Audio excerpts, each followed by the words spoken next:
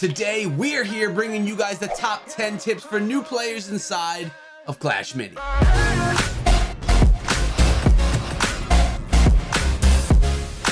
What is up, my friends? My name is Echo, and you already know that I have fallen in love with Clash Mini, but there are some things that I wish I knew when I started. The first one of those things is which mini hero should I choose?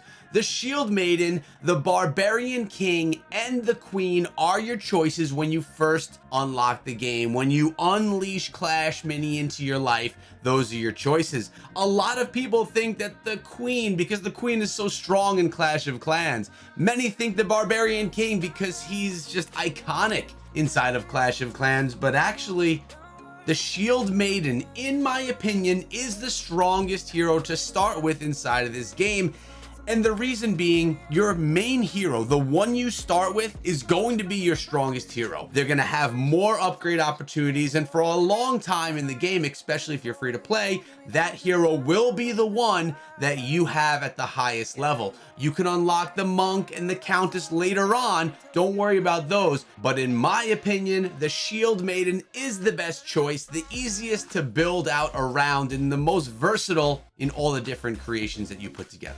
Coming in at number 2 are your daily quests. You have a 24-hour timer on your quests, and you have mini quests as well. After a 24-hour time period, these are going to refresh, giving you new quests, which will give you more opportunities to earn gold, to earn mini heroes, minis, or even carrots to progress your adventure pass or your mini pass that we're looking at right here. The rewards are essential in your growth, in unlocking new minis, and in unlocking new heroes as well, and gold and other great things that you can find inside of the game. So you're really going to want to make sure that you try your best to complete your challenges every single 24 hours. You don't want to miss out on the free rewards, especially if you're free to play. Now, speaking of quests, you may want to use your duels or your rumbles in casual matches, not in the ranked game modes, just so you can get those daily rewards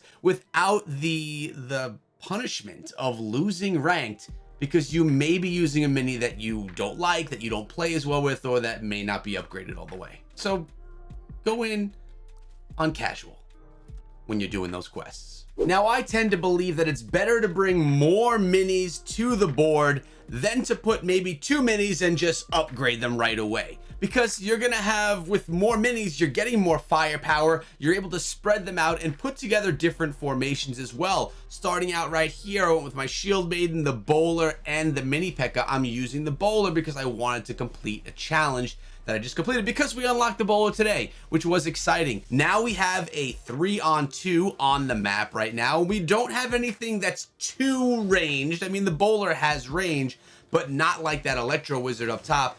And it looks like we should be able to pull in a victory right here in the first match. Now, another thing that you want to do is spend your Elixir. Don't be cheap. So rather than saving 2 of your 6 Elixir for the next round, try and put it all out on the battlefield. You can always pull your minis back and get a full refund for them. Remember, you don't need to keep the same minis on the board round after round. So make sure that you spend the Elixir and drop something on, as I did right here. Last second, drop the miner for that upgrade. He's gonna be able to take out that archer up top. We have a good amount of DPS in the center of the board as well. And then that E-Wiz is the only thing we need to worry about. And the miner's gonna start picking away at it right there. Maybe even the miner is gonna be able to take him down. No, actually, that E-Wiz crushed us. But never give up on a match, because you lose 1 round. Now, I like playing duels over Rumble because they're gonna give you better odds of winning. In Rumble, you're gonna win only if you're number 1 out of 8. But in duels,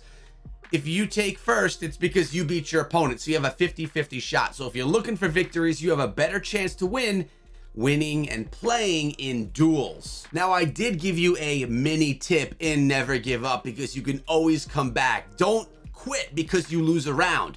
You gain intel as you go, knowing what troops your opponent has, putting that in your brain, and in that you should always be mixing up your board. Don't just place your troops, or your minis I should call them, in the same spot every time. Mix them up, shift them left to right, front to back. try and get tricky and really get your opponent off guard, because you're going to be able to pull in wins once you understand what kind of troops they're playing. Also, don't get too confident if you win round 1. Just assume that you're going to win round 2 and round 3. Now, you need to know your opponent just to add on to what we were just talking about. If your opponent has a miner, you need to protect your smaller minis on the back of the board. So you'll maybe put a P.E.K.K.A back there to protect them, or move them forward so that they are closer to those larger minis that can protect them. If your opponent has a wizard, you're not going to want to clump up all of your troops together, because they're going to deal or have to deal with all of that damage. If your opponent has a bowler, you're not going to want to line all of your minis up in one line, because the bowler will knock them back. So you really need to be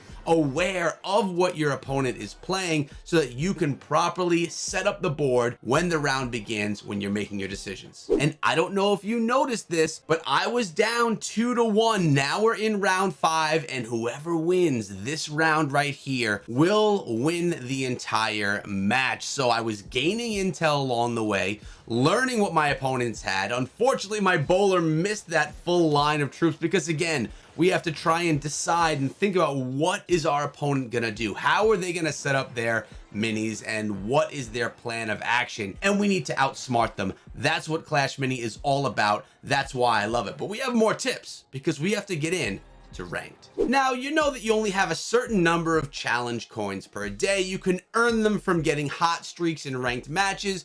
You can get them from the shop. You get 5 free a day. There are ways to earn them for free. But remember, you can only hold 99 of these. That's it. If you go over that, you lose out. So you may as well spend them every single day so that you can actually earn the rewards and get the rewards that come from ranked matches. As you climb up in leagues, you're going to get yourself better rewards and different boards to play on. Plus, of course, you get to just walk your way up that leaderboard, trying to push to be number 1. So ranked is where it's at. Use your challenge tokens.